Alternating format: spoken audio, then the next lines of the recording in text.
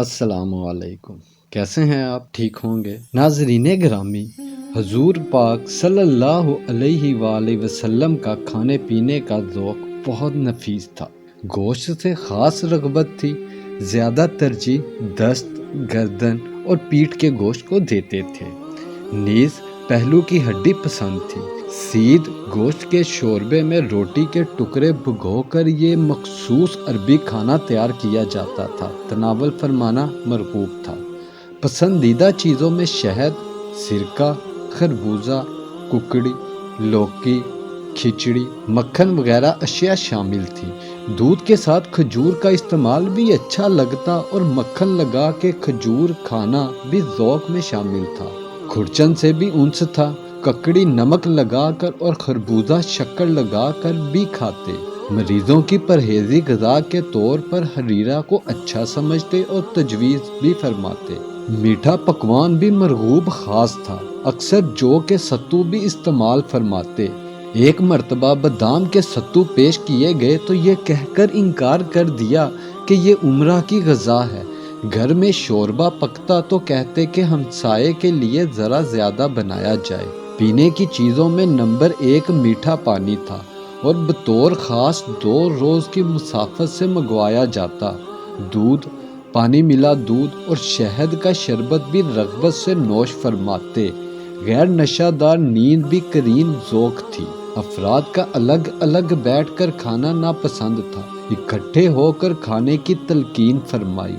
سونے چاندی کے برتنوں کو بالکل حرام فرمایا دیا تھا۔ کانچ، مٹی، تانبا اور لکڑی کے برتنوں کو استعمال میں لاتے رہے۔ دسترخوان پر ہاتھ دھونے کے بعد جوتا اتار کر بیٹھتے، سیدھے ہاتھ سے کھانا لیتے اور اپنے سامنے کی طرف سے لیتے۔ برتن کے وسط میں ہاتھ نہ ڈالتے۔ ٹیک لگا کر کھانا پینا بھی خلاف معمول تھا۔ 2 زانوں یا اکڑوں بیٹھتے۔ ہر لقمہ لینے پر بسم اللہ پڑھتے۔ ناپسندیدہ کھانا بھی بغیر عیب نکالے خاموشی سے چھوڑ دیتے۔ زیادہ گرم کھانا نہ کھاتے۔ کھانا ہمیشہ 3 انگلیوں سے لیتے اور ان کو لتھڑنے نہ دیتے۔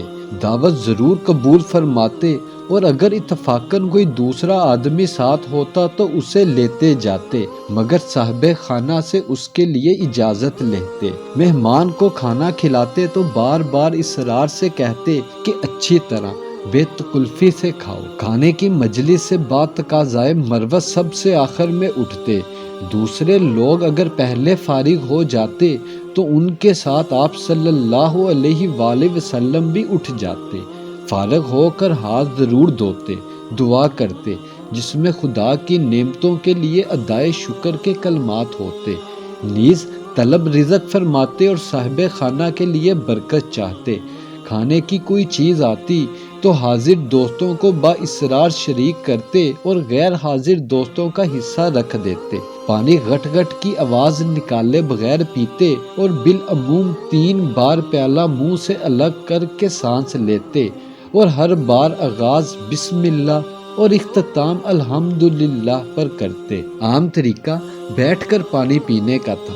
پینے کی چیز مجلس میں آتی تو بالعموم داہنی جانب سے دور چلاتے اور جہاں ایک دور ختم ہوتا دوسرا وہیں سے شروع کرتے۔ بڑی عمر کے لوگوں کو ترجیح دیتے، مگر داہنے ہاتھ والوں کے مقررہ استحقاق کی بنا پر ان سے اجازت لے کر ہی ترتیب توڑتے۔ کھانے پینے کی چیزوں میں پھونک مارنا یا ان کو سونگھنا ناپسند تھا۔ کھانے پینے کی چیزوں کو ڈھانکنے کا حکم دیا۔ کوئی نیا کھانا سامنے آتا تو کھانے سے پہلے اس کا نام معلوم فرماتے۔ زہر خورانی کے واقعے کے بعد معمول ہو گیا تھا کہ اگر کوئی اجنبی شخص کھانا کھلاتا تو پہلے ایک آدھ لقمہ خود اسے کھلاتے۔ کبھی اکڑوں بیٹھتے، کبھی دونوں ہاتھ زانوں کے گرد حلقہ زن کر لیتے، کبھی ہاتھوں کی بجائے کپڑا لپیٹ لیتے۔ بیٹھے ہوئے ٹیک لگاتے تو بالعموم الٹے ہاتھ پر۔ فکر یا سوچ کے وقت بیٹھے ہوئے زمین کو لکڑی سے کریدتے۔ سونے کے لیے سیدھی کروٹ سوتے اور دائیں ہاتھ کی ہتھیلی پر داہنا رخسار پر رکھ دیتے۔ کبھی چت بھی لیٹتے اور پاؤں پر پاؤں بھی رکھ لیتے، مگر سطر کا اہتمام رکھتے۔ پیٹ کے بل اور اوندھا لیٹنا سخت ناپسند تھا اور اس سے منع فرماتے تھے۔ ایسے طریق گھر میں سونا پسند نہ تھا جس میں چراغ نہ جلایا گیا ہو۔ کھلی چھت پر جس کے پردے کی دیوار نہ ہو سونا اچھا نہ سمجھتے۔ وضو کر کے سونے کی عادت تھی اور سوتے وقت مختلف دعائیں پڑھنے کے علاوہ آخری 3 سورتیں سورہ اخلاص اور معوذتین پڑھ کر بدن پر دم کر لیتے۔ سوتے ہوئے ہلکی آواز سے خراٹے لیتے۔ رات میں قضائے حاجت کے لیے اٹھتے تو فارغ ہونے کے بعد ہاتھ منہ ضرور دھوتے۔ سونے کے لیے ایک تہہ بند علیحدہ تھا، کرتا اتار کر ٹانگ دیتے۔ اللہ پاک سے دعا ہے کہ اللہ پاک مجھے اور آپ کو عمل کی توفیق عطا فرمائے، آمین یا رب العالمین۔